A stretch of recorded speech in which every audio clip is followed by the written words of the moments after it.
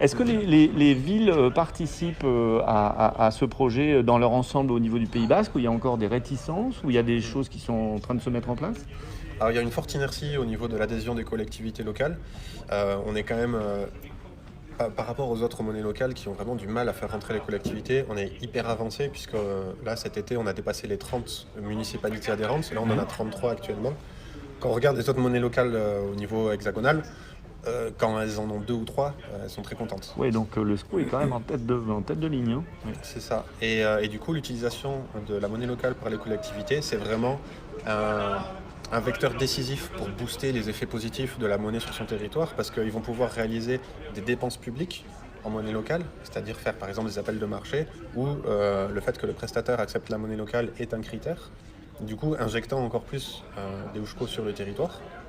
Ils peuvent aussi payer les indemnités des élus. On a par exemple au printemps dernier la ville du Staritz qui a proposé à tous ses élus de recevoir une partie de leur indemnité ou totalité de leur indemnité en Oushko, et tous les élus indemnisés du Staritz reçoivent tout ou partie de leur indemnité en Oushko. Et en gros, ça s'est fait comment? Les gens ont vraiment adhéré dans ce sens-là? Ils ont préféré prendre tout éventuellement en ESCO, ou ils ont plutôt choisi la forme mixte? Je ne connais pas le détail. D'accord. Ouais. Je suppose que c'est une forme mixte, sauf pour ceux qui sont les plus, on va dire, impliqués dans la dynamique. Mhm. Et eux, ils vont prendre tout. Tu peux me citer quelques villes justement qui sont participantes à ce projet, des villes qui te viennent en tête, ou peut-être les plus importantes ou Dans les plus importantes, on a Bayonne. Oui. Bien sûr, il y a eu d'ailleurs, il y a eu beaucoup de bruit médiatique autour de la possibilité de Bayonne de dépenser des Eushko.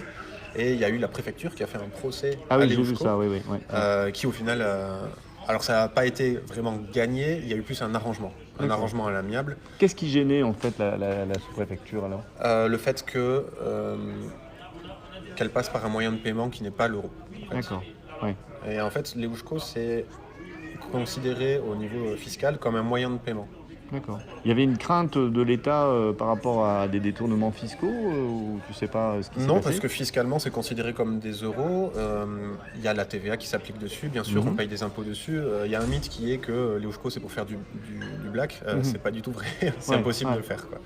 Enfin, en tout cas, pas plus qu'avec des euros, en fait. C'est exactement la même chose. Et finalement, l'arrangement avec l'État et la préfecture de Bayonne, ça s'est fait comment? Alors, il y a eu quelque chose qui a été demandé? Ouais, du coup, l'association Euskal Moneta, donc qui gère la monnaie, devient prestataire de paiement pour le compte de la mairie. C'est-à-dire D'accord. qu'il y a un mandat de paiement.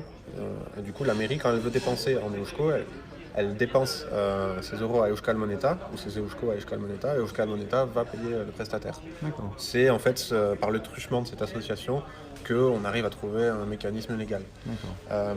Il y a un regroupement de monnaies locales à travers le mouvement SOL, qui regroupe plusieurs monnaies locales de l'Hexagone, je crois que c'est 80 ou un truc comme ça, et qui vont régulièrement aller à Bercy, au ministère des Finances, pour essayer de trouver des moyens de faciliter l'utilisation de la monnaie locale par les collectivités. Parce que nous, on est convaincus que c'est vraiment via cette utilisation par les collectivités qu'on va vraiment passer la seconde, en fait. Et même si on est première monnaie locale, qu'on a des jolis chiffres et tout ça, Oui, pour essayer d'améliorer encore. vraiment que ça devienne un réflexe, en fait, et que ça devienne une utilisation largement répandue.